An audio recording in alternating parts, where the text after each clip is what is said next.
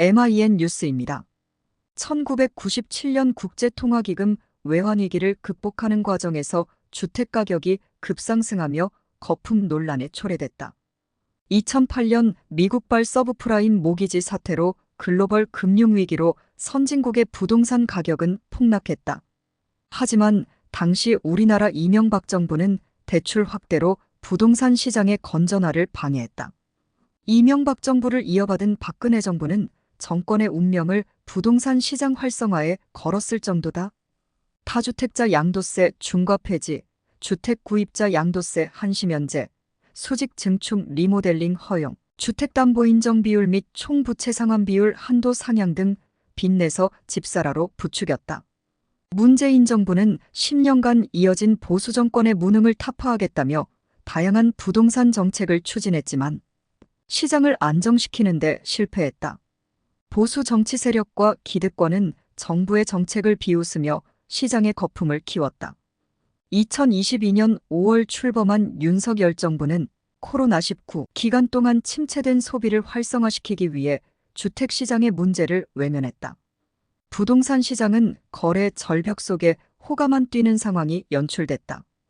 2024년 9월 초 금융감독원과 금융위원회는 2024년 2분기 말 가계대출 잔액이 1,896.2조 원을 넘어서며 국내 총생산 대비 가계부채 비율을 하향 관리하겠다고 밝혔다.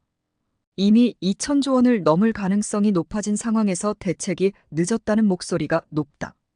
가계대출은 주택가격 상승이 주요인으로 분석되기 때문에 부동산 정책의 성패에 따라 목표 달성이 결정될 것으로 전망된다.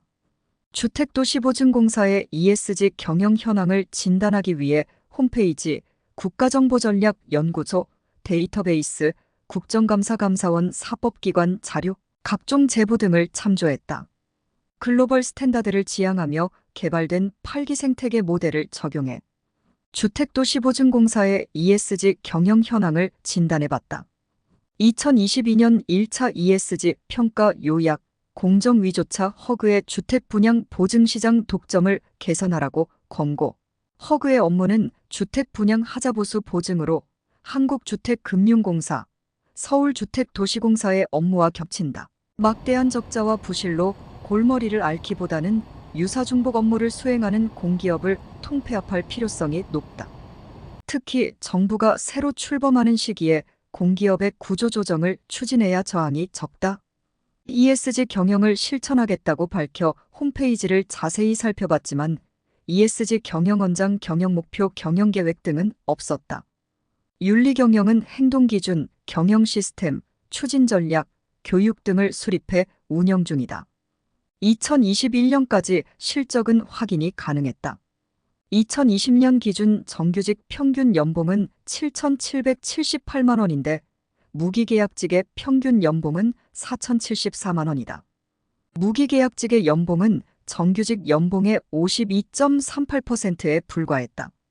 금융권 공기업에 비해서는 높지만 여전히 낮은 편이다. 공정거래위원회는 2021년 국토교통부의 주택분양 보증시장의 독점체제를 개선하라고 권고했다.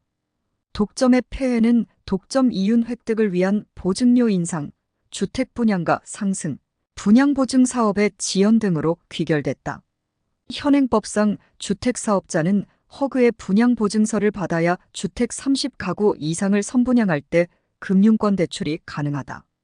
분양가를 규제하기 위해 도입된 제도이지만 부작용이 심해 개선이 불가피하다.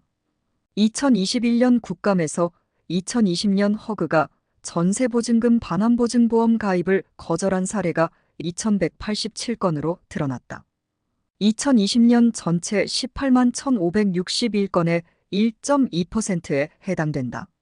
거절 사유는 보증한도 초과, 선순위 채권이 집값의 60% 초과 등이다. 보험 가입을 거절당한 임차인은 전세금을 지킬 수 있는 마지막 보루를 잃게 된다. 2017년부터 도시재생 뉴딜 지원단을 구성해 정부 정책을 적극 지원하고 있다. 가로주택 정비, 방치된 건축물 정비, 상가 리모델링 등을 추진 중이다. 노후주택 개보수, 아파트 재건축 시 폐기물 배출을 최소로 줄일 방안도 고려해야 한다. 환경은 한번 파괴되면 100% 완벽한 복구가 불가능하다. 정부의 주택 정책은 아파트 공급을 늘리는데 초점을 맞추고 있는데 5천년 동안 한민족이 계승발전시켜온 한옥 문화를 파괴하는 주범이다. 도시의 주거 환경이 획일화 황폐화되고 있어 대책 마련이 시급한 실정이다. 주택정책 관련 공기업은 돈벌이에만 급급하지 말고 사회적 책임의식과 함께 올바른 역사인식을 갖춰야 한다. 2부에서 계속됩니다. 오늘도 즐겁고 행복한 하루 보내시기 바라며 구독과 좋아요 부탁드립니다.